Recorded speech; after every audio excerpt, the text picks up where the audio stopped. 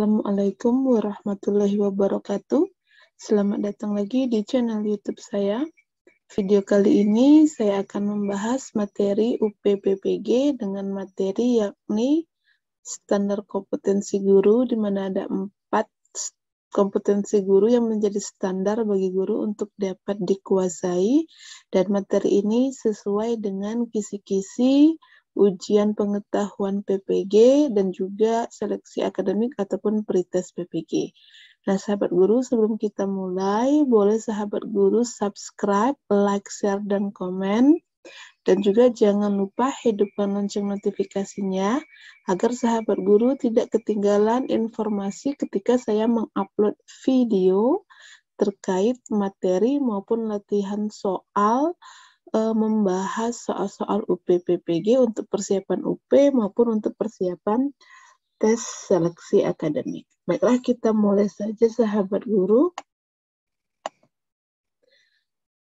Ada 4 kompetensi yang harus dikuasai guru. Kita akan bahas satu persatu, yaitu yang pertama ada kompetensi pedagogik. Kompetensi pedagogik adalah kemampuan atau keterampilan guru mengelola proses pembelajaran atau interaksi belajar mengajar dengan peserta didik. Terdapat 7 aspek dalam kompetensi pedagogik yang wajib dikuasai, yaitu yang pertama, karakteristik para peserta didik, teori belajar, dan prinsip pembelajaran yang mendidik. Yang ketiga adalah pengembangan kurikulum. Yang keempat adalah pembelajaran yang mendidik. Yang kelima adalah pengembangan potensi para peserta didik. Yang keenam adalah cara berkomunikasi. Yang ketujuh adalah penilaian dan evaluasi belajar. Nah, dari 7 aspek ini merupakan indikator bahwasannya guru itu menguasai atau memiliki kompetensi pedagogik atau tidak. Jika guru itu menguasai 7 aspek yang ada di kompetensi pedagogik ini, yang diantaranya guru mampu atau mengerti, memahami karakteristik pada para peserta didik sehingga guru bisa menyesuaikan teori belajar maupun strategi belajar yang disesuaikan dengan karakteristik para peserta didik tersebut. Dan juga cara berkomunikasi, penilaian dan evaluasi belajar. Jadi ketika guru menguasai ketujuh aspek pedagogik ini, maka guru bisa dikategorikan memiliki kompetensi pedagogik yang baik. Selanjutnya yang kedua yaitu ada kompetensi kepribadian.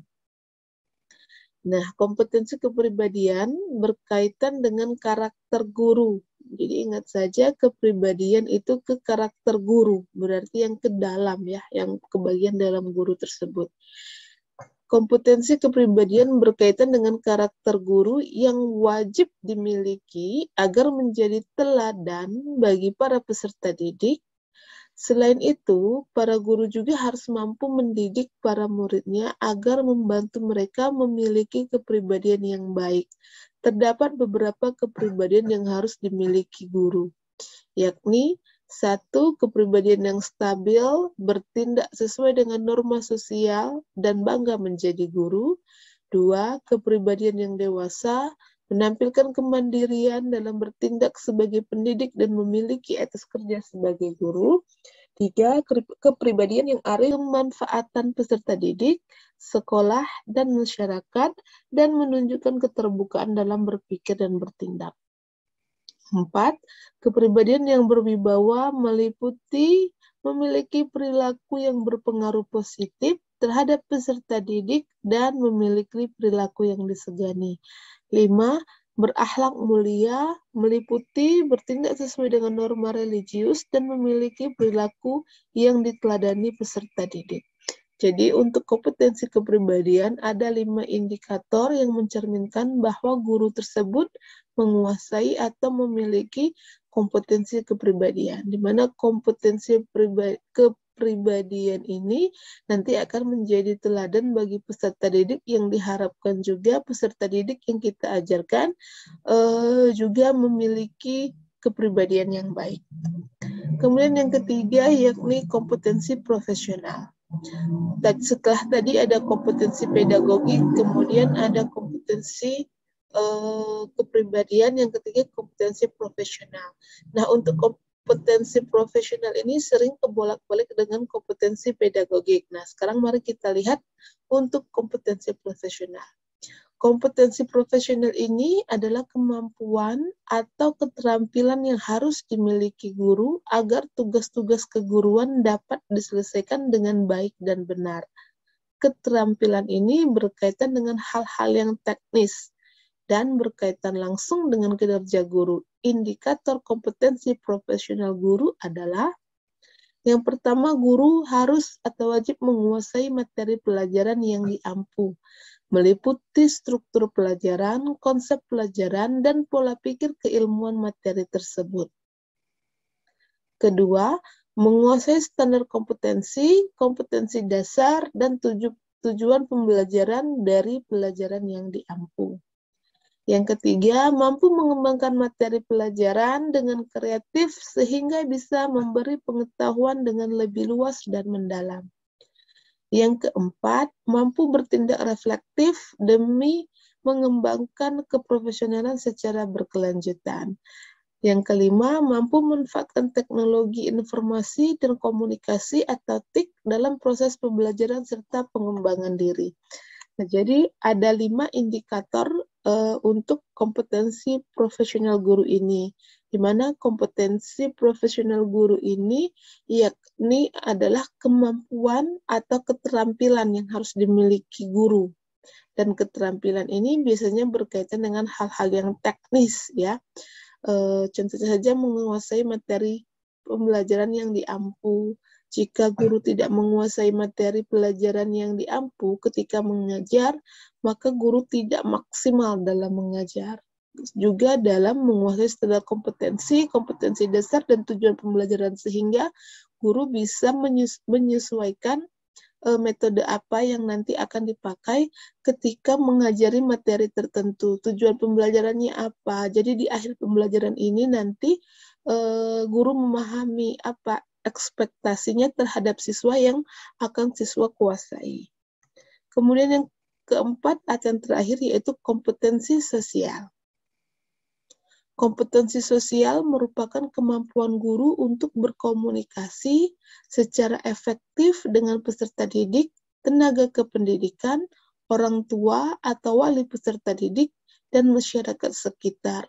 Kemampuan ini meliputi yang pertama, bertindak objektif, tidak diskriminatif berdasarkan jenis kelamin, agama, ras, kondisi fisik, latar belakang keluarga, dan status sosial keluarga. Yang kedua, berkomunikasi secara efektif, empatik, dan santun kepada sesama pendidik, tenaga kependidikan, orang tua atau wali peserta didik, dan masyarakat sekitar.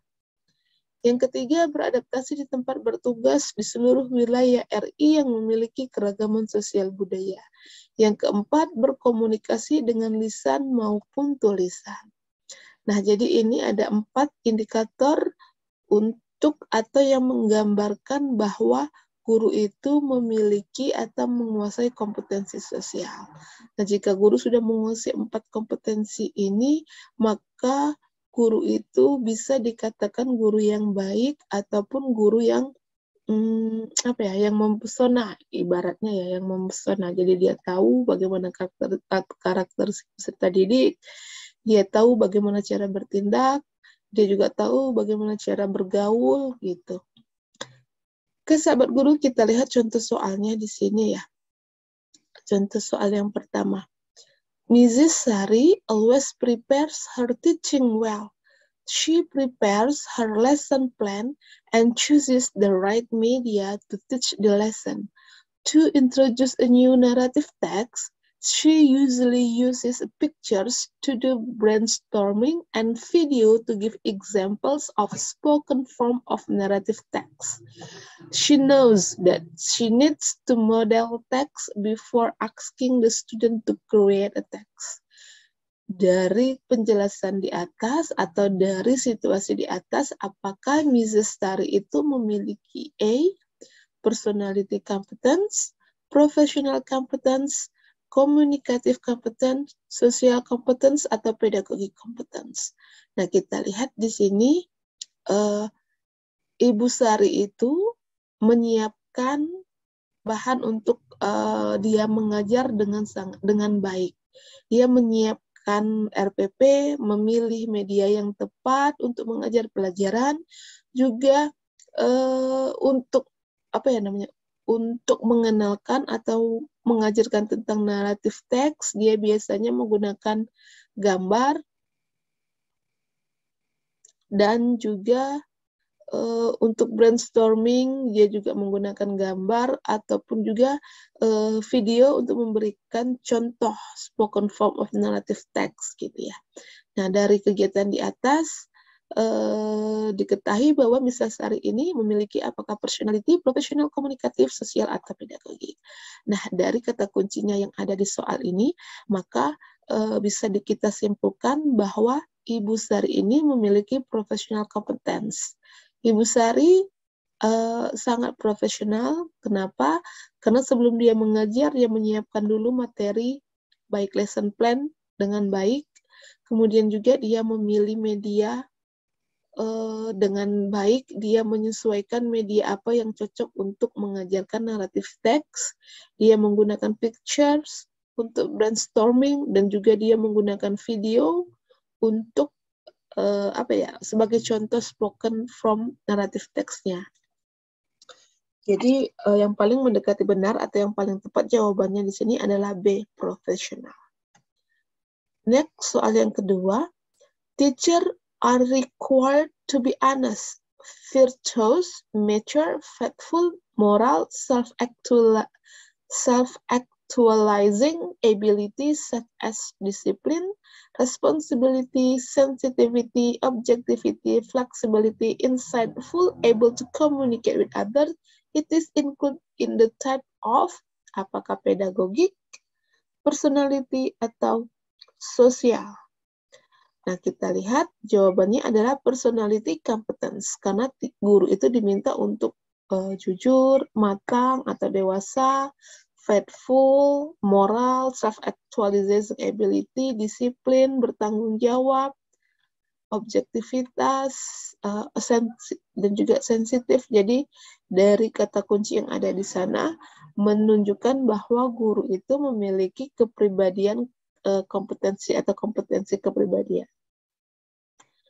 Kemudian next, yang ketiga, soalnya a profession is a position or job that demands the expertise of its members. This means that the work cannot be done by just any untrained person and is not specially prepared to do the work. It is included in the types of pedagogic, professional, personality, atau social competence. Kita lihat di sini bahwa sebuah profesi itu adalah posisi atau pekerjaan yang meminta keahlian dari anggotanya. Ini berarti bahwa pekerjaan itu tidak bisa dilakukan oleh orang yang tidak terlatih atau yang belum terlatih. And it's not specially prepared to do the work. Dan jadi pekerjaan itu tidak bisa dikerjakan orang yang belum terlatih atau tidak terlatih dan bukan yang spesialisnya. Sehingga untuk soal ini adalah professional competence. Jadi yang mengerjakan profesi atau position itu harus orang-orang yang profesional. Oke sahabat guru, demikianlah materi dan contoh soal terkait standar kompetensi guru. Terima kasih telah menonton. Jangan lupa subscribe, like, share, dan komen, serta hidupkan lonceng notifikasinya. Semoga bermanfaat. Assalamualaikum warahmatullahi wabarakatuh.